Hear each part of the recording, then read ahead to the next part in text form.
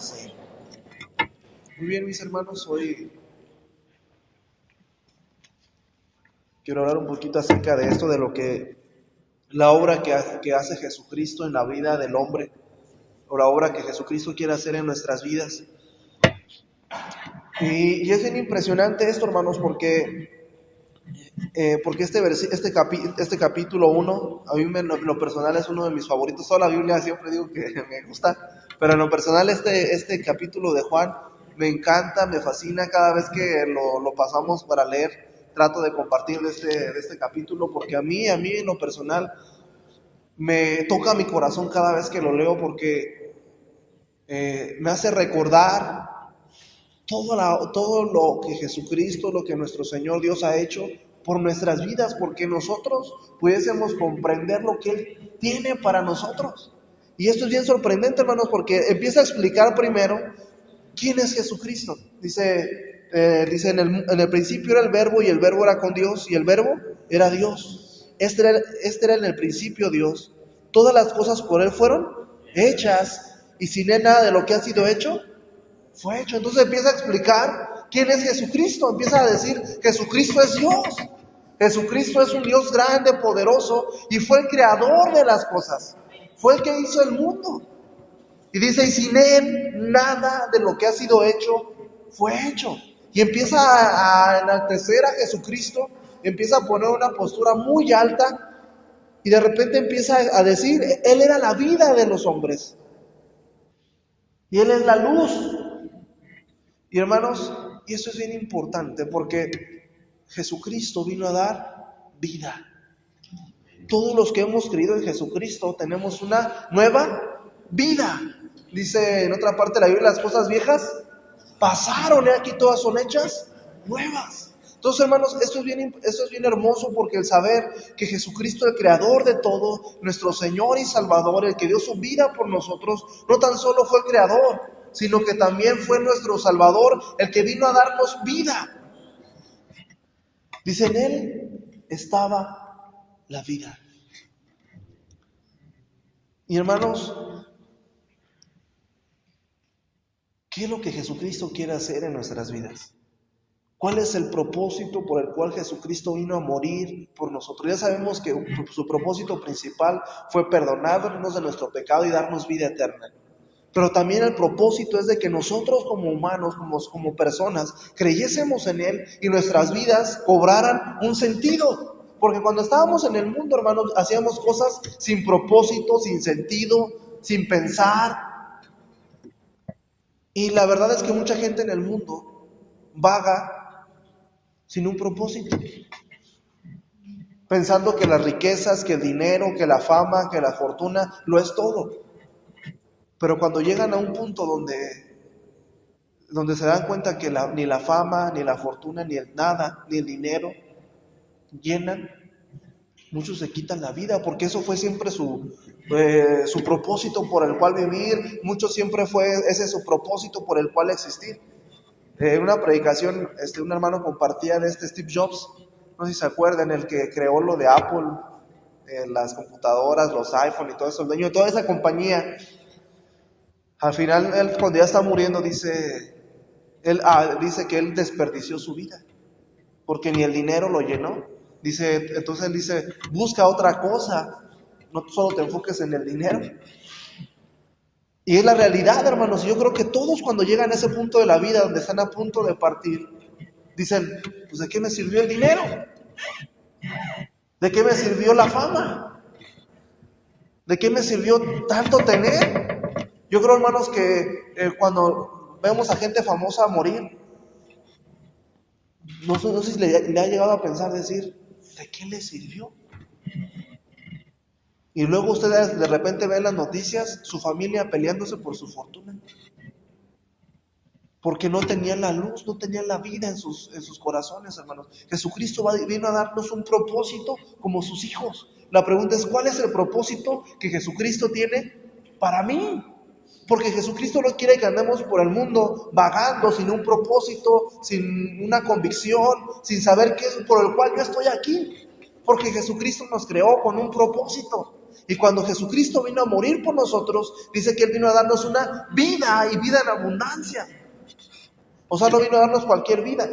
Pues si hubiese querido que siguiéramos igual, pues yo, no te preocupes, nada más acéptame y sigue igual. No, dice, yo he dado una nueva vida, un nuevo propósito, un nuevo sentido por el cual vivir, por el cual despertarnos cada mañana, por el cual que nuestros ojos brillen, que nuestra sonrisa siempre esté, porque sabemos que mi vida ya no va bajando sin rumbo, sino que ahora ya tengo un propósito. Y eso fue por lo que Jesucristo vino a hacer, y es lo que empieza a expresar aquí Juan en su primer capítulo. Dice, en Él estaba la vida, y Él era la luz de los hombres. En el mundo estaba, y el mundo por Él fue hecho. Pero el mundo, dice, los suyos vino, y los suyos no le recibieron. Hermanos, es bien importante eso. Jesucristo vino a hacer una obra extraordinaria en nuestras vidas. Lo que Jesucristo no fue cualquier cosa, hermanos. Lo que Él hizo no fue cualquier cosa. No fueron, dicen por ahí, no son enchiladas. Jesucristo hizo una obra maravillosa en nuestras vidas. Cuando estábamos cantando, hermanos, esto, cuando lo estábamos componiendo mi esposa y yo me acordaba de lo que Jesucristo hizo conmigo. Por eso dice, me viste en el mundo y fuiste por mí. Y a pesar de los rechazos, a pesar de nuestra dureza, Él siempre estuvo ahí con nosotros, hermanos. Jesucristo, hermanos, no tan solo vino y dio su vida, sino que aún dice la Biblia, Él siendo santo se volvió, ¿qué? Pecado. Él siendo puro se ensució. Y es por eso que Jesús le dice, Padre, ¿por qué me has abandonado? Porque Jesús iba cargando el pecado de la humanidad, mi pecado, su pecado, Él lo iba cargando en la cruz. Por eso dice, ¿por qué me has dejado? Él estaba recibiendo el juicio de toda la humanidad. Y por eso dice, Padre, ¿por qué me abandonas? Y hermanos, ya era porque Él estaba cargando con todo nuestro pecado. ¿Para qué? Para que nosotros hoy tuviéramos una vida nueva, una vida llena de gozo, de paz, una vida abundante. Y es por eso la obra tan extraordinaria, y cada vez que me pongo a meditar en eso, hermanos, no tan solo Jesucristo vino y murió, no tan solo sufrió, sino que aún después de su muerte y su resurrección y su ascensión al cielo, va por nosotros. Mete las manos a lo sucio para sacarnos y nos vuelve a limpiar, nos vuelve a dar una oportunidad, nos vuelve a dar un sentido, nos vuelve a perdonar, nos vuelve a impulsar. Y eso es lo maravilloso de Jesucristo. Hermanos, y a veces suena así, ¿no? Pero si esto no cambia nuestra mentalidad, si esto no cambia mi corazón, nada lo va a cambiar. Así venga un hermano misionero a decirnos, allá se sufre, no va a cambiar nuestro corazón, porque la obra extraordinaria de Jesucristo es la obra más grande que se ha hecho en toda la humanidad, y ningún hombre podrá hacer otra obra más grande que esta. Dar su vida por las personas que no valía la pena darla. Hermanos, yo pongo a valorar mi vida y digo, no valía la pena. Pero Jesucristo aún así dijo, sí. Y por eso nuestra vida cobra un sentido. Ya no es de que, ya no puedo, ya no valgo. No, Jesucristo dio su vida por mí. Ahora mi vida tiene un sentido. Ahora mi vida tiene que hacer algo más que algo material. Ahora mi vida tiene que formar más que algo físico. Ahora mi vida tiene que invertirse para el reino de Dios. Si estamos entendiendo esto, lo que empieza a decir Juan, porque se fijan, fue algo triste lo que pasó con el pueblo de Israel. Dice, a los suyos vino, pero los suyos no le recibieron. Y podemos criticarlos, decir, oye, pero pues, ¿por qué les pasó? ¿Qué no entendían? Que este pueblo de Israel, ya más de 1000 años Dios hablando a sus vidas, y aún llega Jesucristo, hace milagros, porque hermanos, ahorita acabamos de leer en el capítulo 2 lo que pasó en las bodas de Caná. Algo extraordinario. El agua se convierte en vino y no en cualquier vino desabrido. Le dice el que probaba las cosas, o podemos decirlo así como el chef, le dice, oye, ¿dejaste lo mejor para el último? Un milagro extraordinario. Hermanos, yo no sé qué hubiese pasado cuando Lázaro se levanta de los muertos. Y aún así el pueblo no creyó. Aún así el pueblo lo rechazó. Aún así el pueblo se resistió. Y nosotros podemos decir, sí, yo tengo excusa porque yo nunca he visto algo grande de Dios en mi vida. Yo nunca he visto resucitar a un muerto. Yo nunca he visto cómo el agua se convierte en vino. Pero hermanos, hemos visto lo que Dios ha hecho en nuestras vidas. Y eso es más que suficiente. Eso es una obra extraordinaria.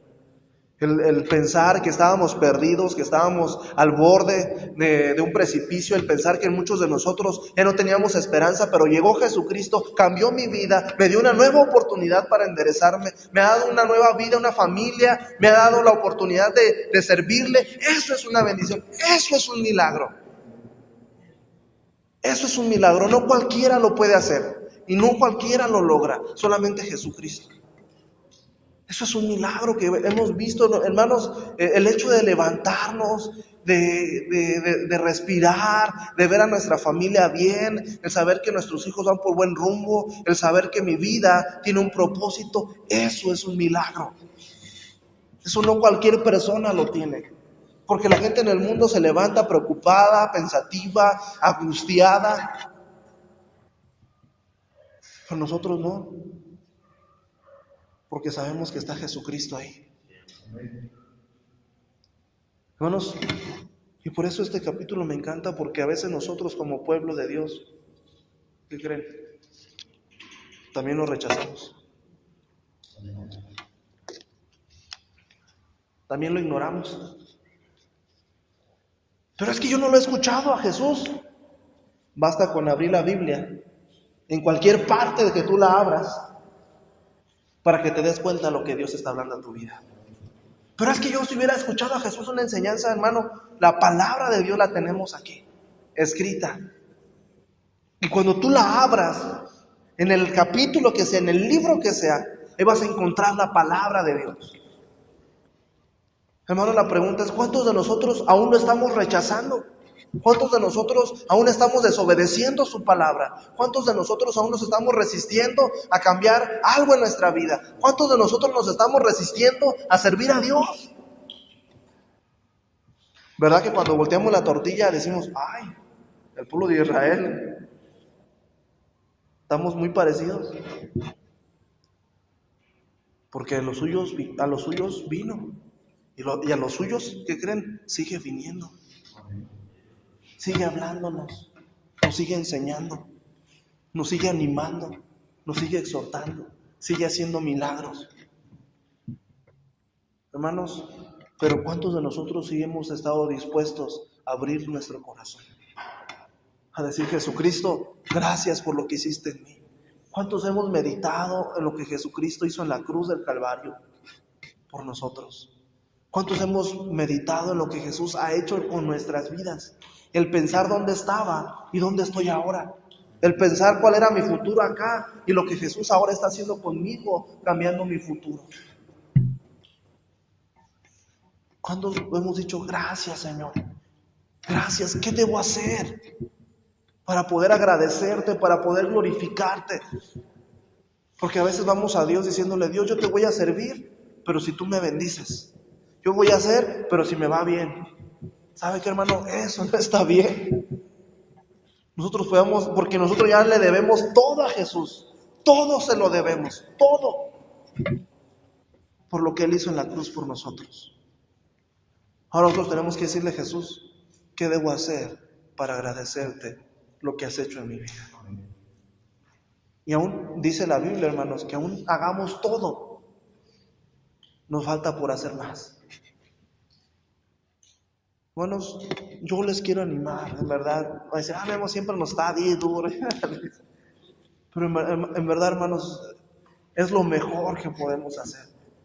El escuchar a Dios, el abrir nuestro corazón, el abrir nuestra vida, el dejar que Él tome el control de nuestro ser. es lo mejor que nos puede pasar. El obedecer su palabra es lo mejor que le puede pasar al hombre. No hay mejor cosa, hermano. El mundo te puede ofrecer 1000 cosas. El mundo te puede poner las cosas en charola de plata, pero así como te las pone, así te las cobra. Jesucristo ya no cobra más. Jesucristo, hermano, no te pide más. Jesucristo lo hizo gratis. Jesucristo no anduvo diciendo, a ver, me voy a sacrificar, tráiganme acá su ofrenda, porque pues va a estar duro. No, Él lo hizo gratis, por amor a nosotros. Hermanos, ¿a quién vamos a ofrecerle nuestra vida? ¿Al mundo o a Jesucristo? Hagamos un compromiso con Él. Sirvámosle a Él. En lo que sea, hermanos, en lo que sea. Pero que nuestra vida sea un olor fragante para nuestro Señor Jesucristo. Que sea ese sacrificio vivo, agradable para Él. Que cuando Él nos vea, se agrade de nosotros. Que cuando Él nos vea, diga, mi hijo se está esforzando. Mi hijo le está echando ganas. Mi hijo es diferente.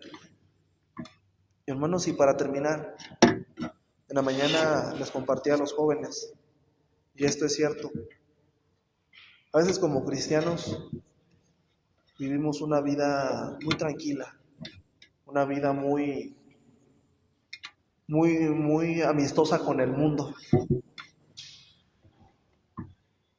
Y Jesucristo no nos mandó eso. Dijo Jesucristo, la Biblia dice, el que es amigo del mundo se constituye enemigo de Dios. Y el que es amigo de Dios se constituye enemigo del mundo. Entonces, hermanos, que como yo como hijo de Dios, no quiere decir que me voy a andar peleando con la gente que no conoce a Dios, ¿verdad? No, la voy a amar. Lo que voy a odiar es el pecado, es la forma de vivir. Hermanos, y esto es bien importante, porque si yo amo a Cristo, las cosas del mundo ya las debo, ¿qué? Aborrecer. El pecado que estaba destruyendo mi vida, lo debo, ¿qué? Aborrecer. Y a veces como cristianos, ese pecado que me estaba destruyendo y apartando de Dios, destruyendo mi vida no tan solo espiritual, sino físicamente, económicamente, a veces, ¿qué creen? Lo tengo tan abrazado que no lo quiero soltar. Cuando Jesucristo dice, si amas al mundo, eres enemigo mío. Si tú eres de los que dicen, no está tan mal, no hay problema, de vez en cuando dale gusto a la carne, te constituyes enemigo de Dios. Pero si tú eres de los que lucha y se esfuerza por separarse del pecado, por aborrecer el pecado, te constituyes amigo de Dios. Y eso es bien importante, porque dice en el capítulo que acabamos de leer de Juan, dice, en las tinieblas no prevalecieron contra la luz. O sea que la luz y las tinieblas no se llevan. Están siempre, ¿qué creen? Peleando. Entonces, hermanos, nosotros no queramos unir algo que desde el principio se separó. Como cristianos debemos de aborrecer el pecado, de aborrecer las cosas del mundo, porque es lo que nos destruye, hermanos. Es lo que nos estaba destruyendo y nos quiere destruir. Nosotros debemos de amar a Dios, servir a Dios y de buscar agradarle cada día de nuestra vida. Entonces, hermanos, yo les animo a que nos esforcemos, que le echemos ganas, que si hay algo en nuestra vida que no le agrada a Dios, pongámoslo a sus pies y decirle a Dios, quítalo de mí, ya no lo quiero. Hermanos, ya no somos esclavos del pecado, ya somos libres del pecado. El pecado ya no tiene poder ni autoridad sobre nosotros. En el momento en que Jesucristo nos compró, ¿qué creen? Nos ha hecho victoriosos y vencedores al pecado. O sea, dice en Romanos, el pecado ya no se enseñoreará más de vosotros. Somos libres. No hay que crear el enemigo de que tú no puedes, tú no vas a poder. No, yo sí puedo, porque Jesucristo me hizo libre. y tú ya no tienes poder sobre mi vida. Y es que bueno, vamos a orar, a dejarle el tiempo le van a ver. Padre Celestial, te damos gracias.